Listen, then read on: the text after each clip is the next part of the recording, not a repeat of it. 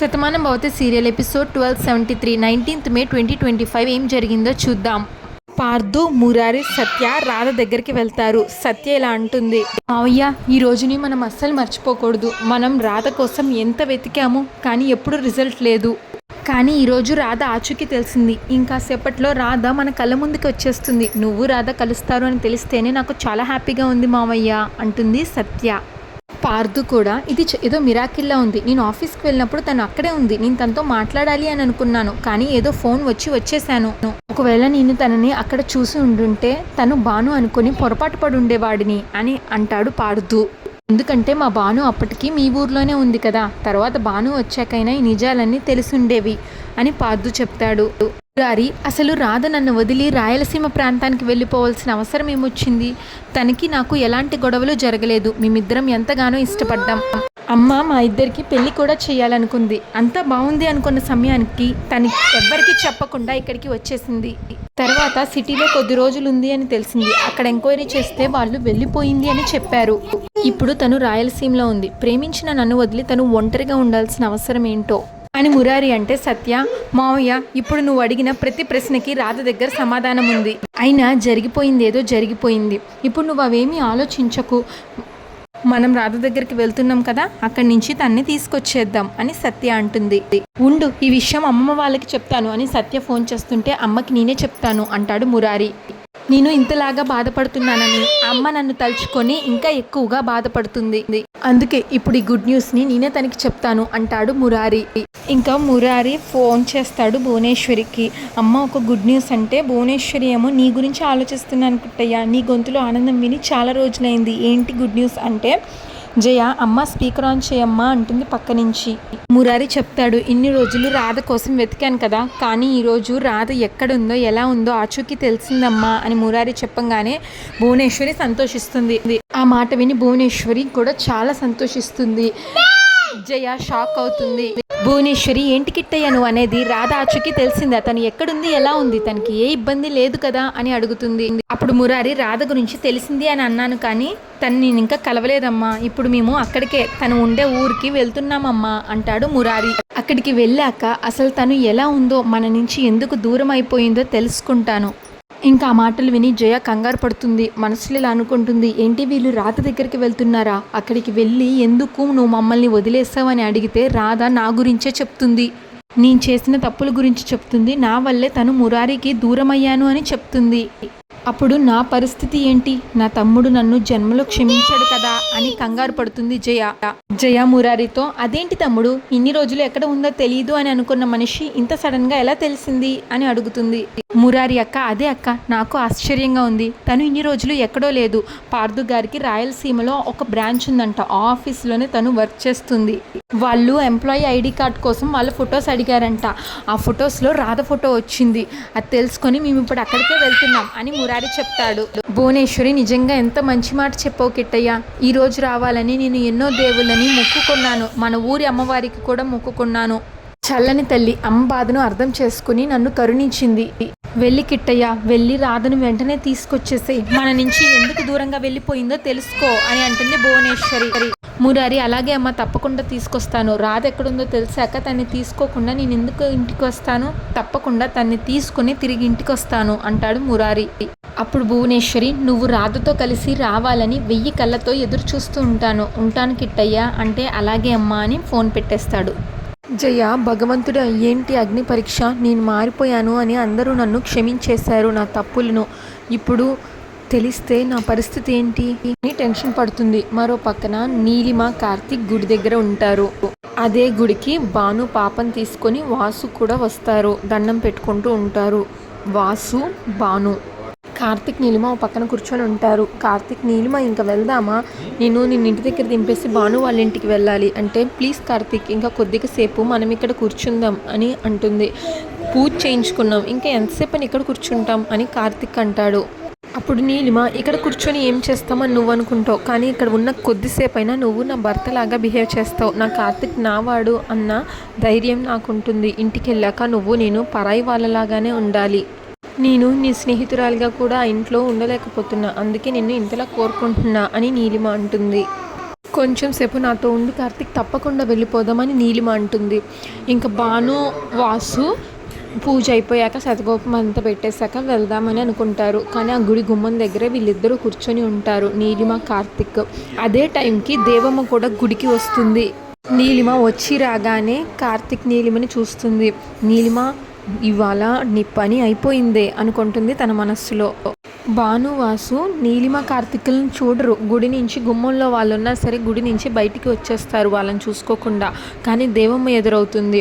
దేవమ్మని చూసి, దేవమ్మ నువ్వు గుడికి వచ్చావా అని అడుగుతుంది భాను. అవునమ్మా, నా కొడుకు అజయ్ పేరు మీద పూజ చేయిద్దామని వచ్చాను అంటుంది దేవమ్మ.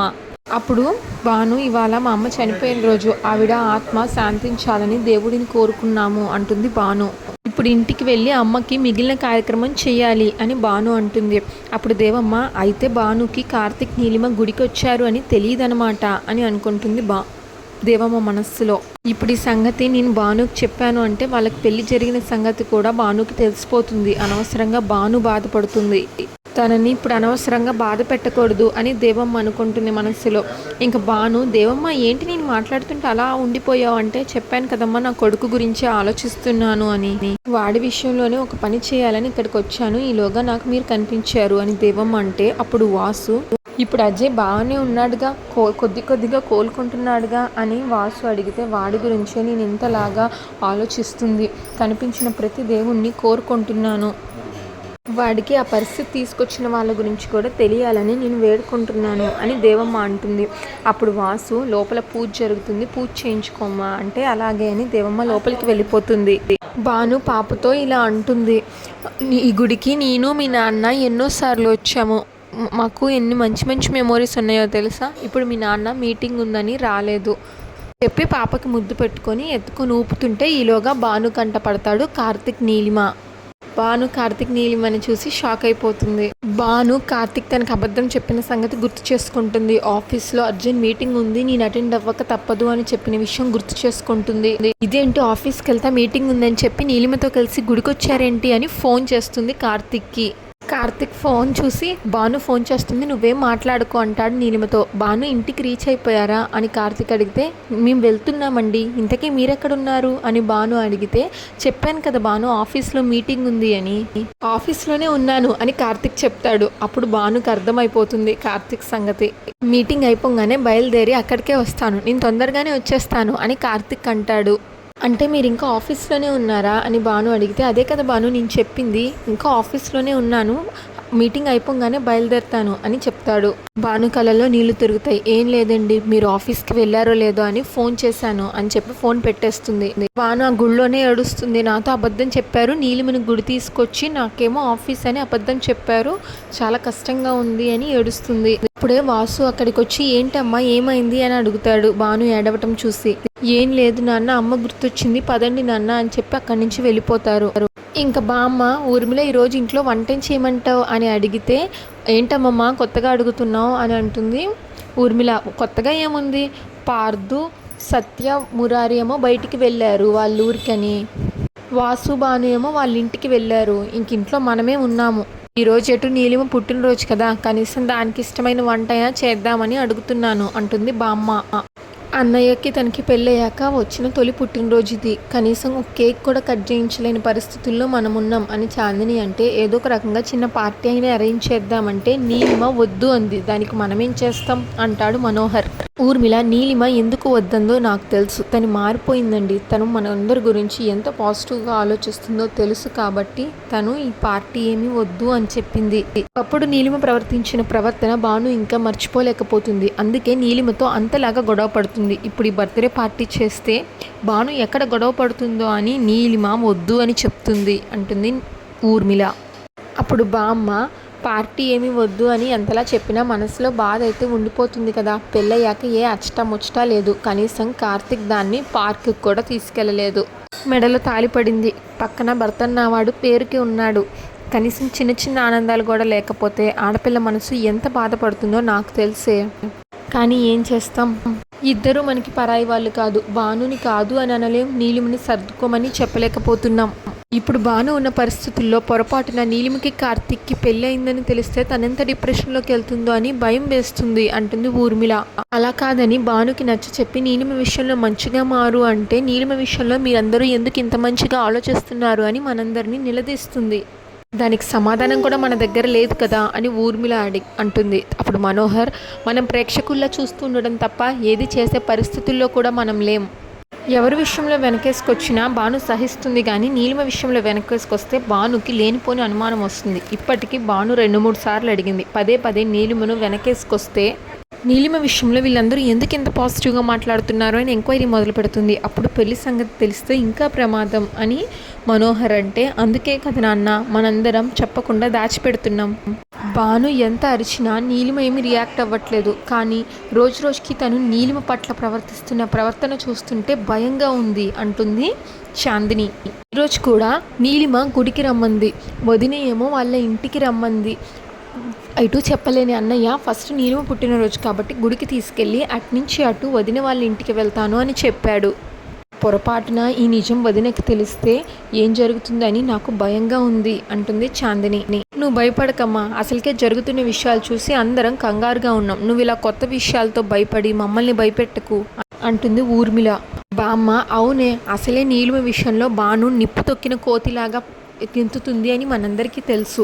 ఇప్పుడు వీళ్ళిద్దరూ గుడికి వెళ్ళిన సంగతి భానుకి కానీ తెలిస్తే ఇల్లు పీకి పందిరేస్తుంది అంటుంది బామ్మ.